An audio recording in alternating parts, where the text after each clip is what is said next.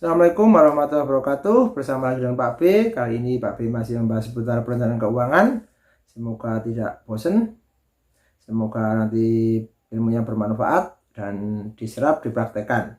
Tapi jangan lupa tonton video sampai selesai biar nggak gagal paham. Semoga menginspirasi dan bantu like, subscribe dan komen serta share agar channel ini berkembang dan juga menginspirasi banyak orang, dan juga Pak B semangat dalam sharing konten-konten yang positif. Oke, mari kita mulai. Kali ini Pak B akan membahas tentang inflasi gaya hidup atau BPJS, budget pas-pasan gaya sosialita.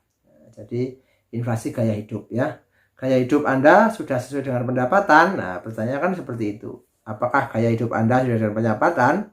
Atau apakah gaya hidup Anda sudah sesuai dengan gaji, atau sudah sesuai dengan isi dompetmu, atau sudah sesuai dengan uang yang dipegang, kan seperti itu. Oke, gaya hidup yang pertama adalah cicilan yang berlebihan, terutama kartu kredit. Ini kan yang biasanya kebablasan karena merasa punya uang di kartu yang sudah digesek sewaktu-waktu, limitnya juga tinggi, misalnya sampai 1 juta, itu kan seakan-akan tuh punya uang kita, padahal itu adalah kewajiban untuk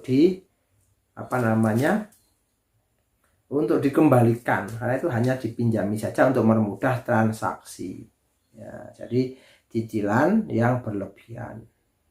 Apakah Anda mengalami seperti itu? Semoga kalau misalnya mengalami, segera saja insaf, kan seperti ya, segera saja memperbaiki cara mengelola keuangan yang benar. Yang kedua adalah menghindari manajemen uang. Nah, ini juga malah salah. Justru manajemen uang itu harus kita pelajari. Manajemen keuangan, perencanaan keuangan itu harus kita pelajari. Kenapa? Karena kalau kita pelajari nanti akan jadi kita tahu, oh ternyata uang itu sifatnya seperti ini, manfaatnya seperti ini, bahayanya seperti ini ya, seperti itu. Misalnya kita utang uang, itu bahaya seperti apa, manfaatnya seperti apa, tugas apa, kewajibannya kita seperti apa, hak kita yang dapat seperti apa, itu harus tahu. Itu manajemen uang. Yang ketiga, spontan dan konsumerisme. Ini spontannya adalah nafsu, kan, keinginan ada, pergi kemana langsung spontan beli. Nah, spontan beli. Baiknya gimana? Tunggu 24 jam baru putuskan. Ingat itu rumus atau prinsip 24 jam baru putuskan. Kalau 24 jam sudah dipikir-pikir, sudah ditahu manfaatnya, kebutuhan itu untuk apa dan sebagainya, kok tetap masih iya, berarti benar-benar barang itu benar-benar dibutuhkan, atau betul-betul barang itu menarik buat Anda. Tapi ingat, jangan sampai membeli barang dengan uang hutang, kan seperti itu. Kalau nggak mampu, tahan dulu. Kalau harus mengumpulkan sedikit, ya kumpulkan aja, kan seperti itu. Ya, jangan menggunakan hutang. Ya. Yang keempat adalah menghabiskan pendapatan sekaligus. Jadi pendapatan dihabiskan, pokoknya saya dapat bulan ini, tak habiskan bulan ini. Saya dapat bulan ini, tak habiskan bulan ini. Terus menerus dalam jangka waktu yang panjang. Apakah ada peningkatan? Tidak ada.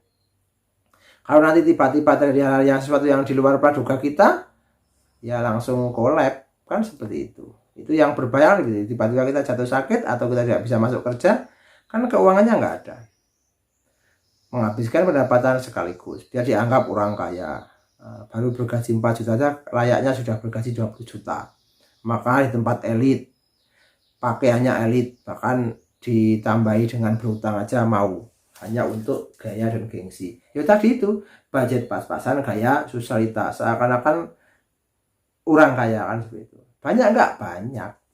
Hari ini kan hari ini adalah masa-masanya dunia pamer. Jadi bisa pinjam kredit saja, sombongnya minta ampun, gayanya sudah selangit, padahal semuanya masih hutang, kan seperti itu. Gayanya selangit, seakan-akan punya semuanya, padahal masih hutang dan harus membayar tiap bulan. Oke, yang kelima adalah tidak menghargai pendapatan. Nah, tadi begitu ada punya pendapatan tidak dipisah-pisah, jadi operasional, jadi dana darurat, jadi tabungan investasi dan lain sebagainya, tapi malah digunakan semuanya dihabiskan.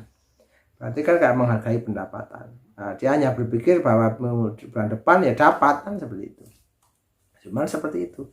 Yang keenam adalah bosan di rumah, jadi selalu keluar, baik hanya sekedar ngopi, nongkrong, kongko selalu di rumah. Itu bisa cewek, bisa cowok, semuanya bisa terjadi seperti itu.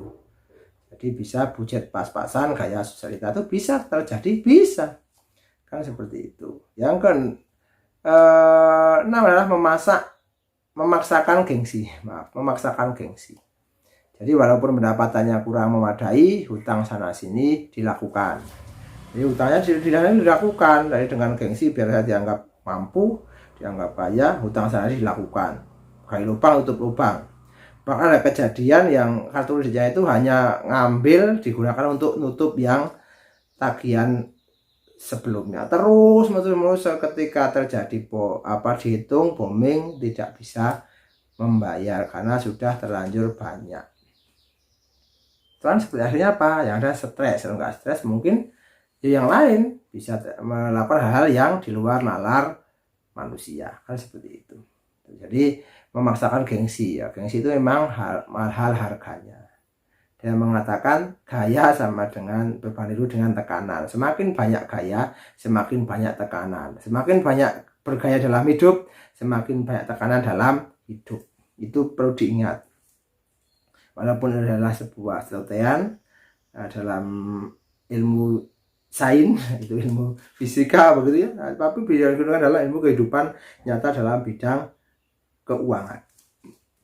Itu yang ke-8 adalah Anda merasa tidak perlu simpan uang. Jadi uang nggak ngapain disimpan, katanya di bank rugi dan sebagainya. Lebih baik menyimpan di bank, ya, lebih daripada tidak punya uang sama sekali. Coba misalnya menyimpan uang di bank 10 juta, rugi kan bisa dipotong tiap hari tadi.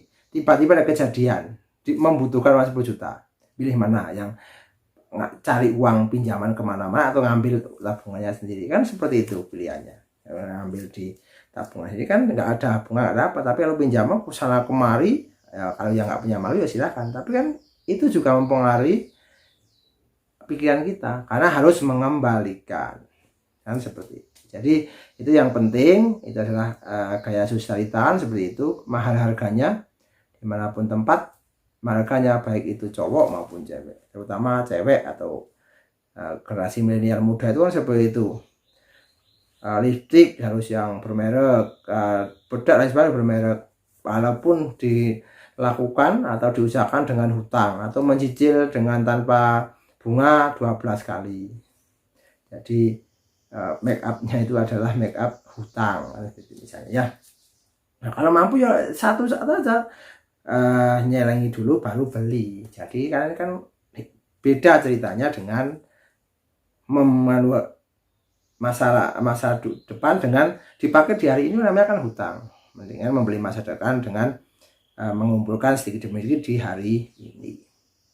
Oke, jadi Anda merasa tidak perlu menyimpan uang. Jadi kalau untuk kebutuhan cukup, kalau untuk kebutuhan itu cukup. Jadi untuk kebutuhan itu cukup. Berapapun gajinya, kalau untuk kebutuhan hidup itu cukup. Tapi kalau untuk keinginan, berapapun gajinya, berapapun penghasilannya akan kurang. Jadi itu prinsipnya.